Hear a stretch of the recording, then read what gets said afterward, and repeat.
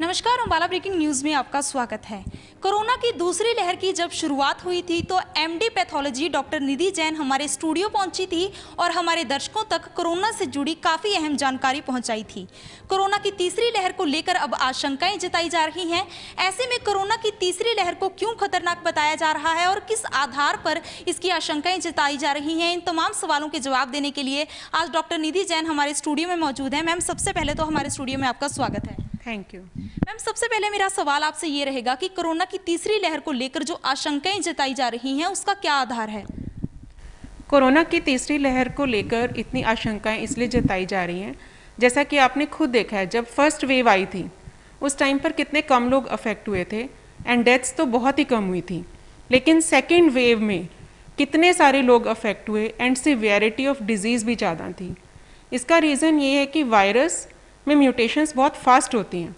Virus is very smart, इतनी जल्दी, जिससे पहले कि हम उसका कोई काउंटर वो बनाते हैं, कोई जिससे हम उसको ख़त्म कर सकें, उससे पहले वो खुद को म्यूटेट कर लेता है। तो आपने देखा कि सेकेंड वेव में उस डेल्टा वायरस की कितनी फास्ट ट्रांसमिशन थी। 1% to another transmission was very fast, और सिवियरिटी ऑफ डिजीज़ कि इफ़ेक्ट लोगों में बहुत ज़्यादा आया, इवन डेथ्स भी बहुत ज़्यादा हुई। मैम, अब डेल्टा प्लस वेरिएंट की बात की जा रही है। महाराष्ट्र में इसके काफ़ी केसेस भी सामने आ चुके हैं। इसको पहले से ज़्यादा खतरनाक क्यों बताया जा रहा है? डेल्टा प्लस वेरिएंट में K4179 म्यूटेशन है स्पाइक प्रोटीन ऑफ वायरस में, और मैंने लास्ट अपने इंटरव्यू में भी ये बताया था कि जो स्पाइक प्रोटीन है उसी से वायरस लंग्स में बाइंड होता है, जिससे कि लंग्स में चेंजेस आते हैं। अब जो भी हमारे वैक्सीन्स अवेलेबल हैं वो हमने प्रेजेंट वेरिएंट के अकॉर्डिंग बनाई हैं, उसके अगेंस्ट वो एंटीबॉडीज़ बन रही हैं। इवन जिन लोगों को इन्फेक्शन हो चुका है उनमें भी जो एंटीबॉडीज़ बनी हैं वो प्रेजेंट वेरिएंट के अगेंस्ट बनी हैं। तो जब ये म्यूटेशन आकर डेल्टा प्लस वेरिएंट आएगा, वो एंटीबॉडीज़ इस वेरिएंट के अगेंस्ट कितनी इफ़ेक्टिव होंगी ये हम अभी कह नहीं सकते। इसलिए इसको ज़्यादा खतरनाक बताया जा रहा है कि अगर वो एंटीबॉडीज़ इस पर अपना असर ना कर सकी तो इसकी सिवियरिटी और ट्रांसमिशन डेल्टा वेरिएंट से भी ज़्यादा होगी। मैम, बच्चों को भी कहा जा रहा है कि कोरोना की तीसरी लहर से ज़्यादा खतरा है। क्या इसका कारण है? क्योंकि अभी तक कोई आधार नहीं मिला कि बच्चों को ज़्यादा खतरा है कोरोना की तीसरी लहर से, लेकिन आपकी स्टडी के मुताबिक क्या इसका आधार है? मेरे अकॉर्डिंग ये शायद इसलिए कहा जा रहा है कि अभी तक बच्चों में वैक्सीन नहीं आई है। बड़ों में तो फिर भी अभी वैक्सीन आ चुकी है। 18 प्लस में लोगों को वैक्सीन लग चुकी है, किसी को 1 डोज, किसी को 2nd डोज। उससे जो एंटीबॉडीज़ बनी हैं वो वायरस से हमें प्रोटेक्ट करती हैं। कोविड होने के चांसेस भी कम हो जाते हैं, और इवन इफ जिसको कोविड होता है उसमें भी सिवियरिटी ऑफ डिजीज़ कम होती है, हॉस्पिटलाइजेशन कम होती है। लेकिन बच्चे जिनमें अभी वैक्सीन लगी ही नहीं, अभी लगनी स्टार्ट ही नहीं हुई, उनको तो अभी कोई प्रोटेक्शन ही नहीं मिली, उनका तो सुरक्षा चक्र ही नहीं बना।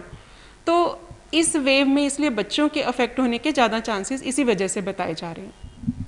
मैम, एक ब्लड टेस्ट की भी बताया जा रहा है कि कोरोना पेशेंट्स जो होते हैं वो ज़्यादातर अपना ब्लड टेस्ट करवा रहे हैं। क्या इंपॉर्टेंस है कोरोना में ब्लड टेस्ट की? कोरोना में 2 ब्लड टेस्ट की इम्पॉर्टेंस है। एक तो लोग एंटीबॉडीज़ चेक करवा रहे हैं, IgG और total antibody.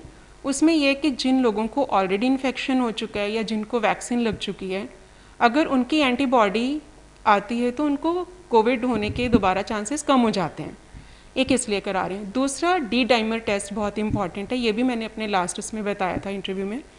D dimer test की ये इंपॉर्टेंस है कि कोविड का एक बहुत बड़ा नेगेटिव इफेक्ट है क्लॉटिंग की टेंडेंसी। जो कोविड से क्लॉट्स बनते हैं वो डेथ्स का मेन कारण बन रहे हैं कि वो पल्मोनरी एम्बोलिज्म कर देते हैं, वो क्लॉट जाकर लंग्स में ब्लॉक कर देता है वेसल को, जिससे लोगों की इमीडिएट डेथ हो जाती है। तो D dimer test is very important. अगर वो हाई आता है किसी का भी तो उसे एंटीकोएगुलेंट के इंजेक्शंस लगवाने चाहिए या टैबलेट लेनी चाहिए। लो मॉलिक्यूलर वेट हेपरिन के इंजेक्शंस आते हैं, वो उस क्लॉट्स को ख़त्म कर देते हैं। मैम, एक बार इंसान को कोविड पॉजिटिव आ रहा है, वैक्सीन लगवाने के बाद, दोनों डोज लगवाने के बाद भी वो पॉजिटिव पाया जा रहा है, दूसरी बार भी पॉजिटिव आ रहा है, क्या कारण है इसका? इसका ये कारण है कि कभी भी एंटीबॉडीज़ 100% इफेक्टिव नहीं होती। आपने देखा होगा कि आपको अगर आज कोल्ड हुआ है तो आप ये तो नहीं कह सकते ना कि आपको 1 मंथ के बाद दोबारा नहीं होगा या फिर कभी भी नहीं होगा।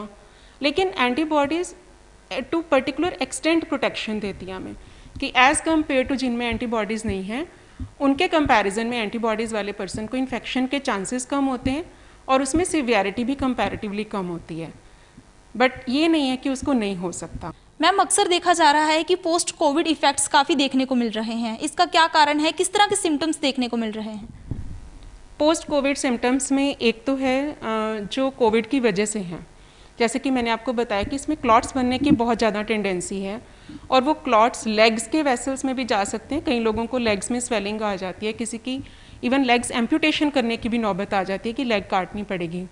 और वही क्लॉट्स जो हैं बॉडी के किसी भी पार्ट की आर्टरीज को ब्लॉक कर सकते हैं, और यही क्लॉट अगर लंग में चला जाता है, पल्मोनरी एम्बोलिज्म कर देता है, तो वो इमीडिएट डेथ भी कर देता है। आपने देखा होगा कि कुछ लोग कोविड से रिकवर होकर कुछ दिनों के बाद उनकी डेथ हो जाती है।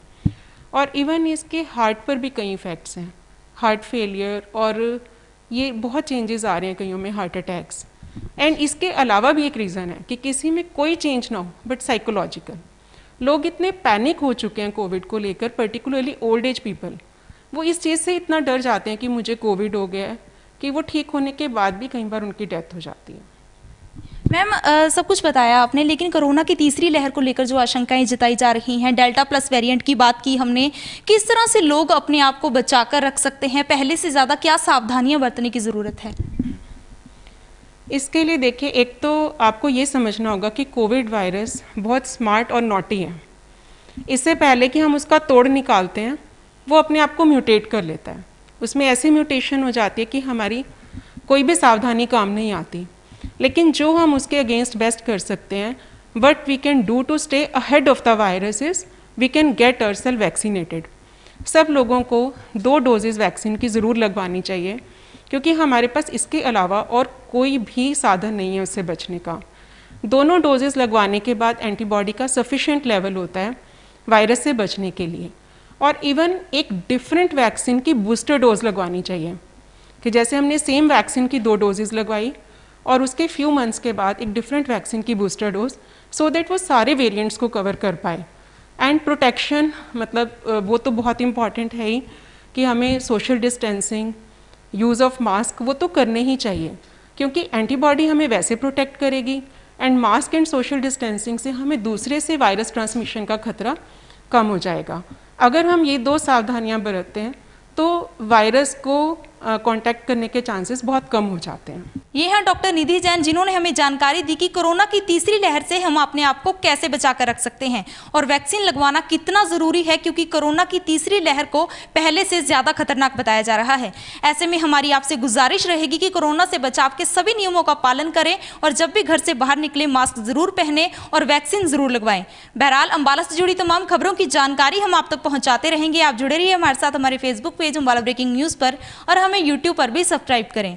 और अपने फ़ोन स्क्रीन पर डेली अपडेट्स पाने के लिए प्ले स्टोर से हमारी ऐप को डाउनलोड करना ना भूलें। मैं हूं नासिर खान। याद रखिए, मास्क है तो जिंदगी है। Be home, be safe, be happy and keep watching Ambala breaking news.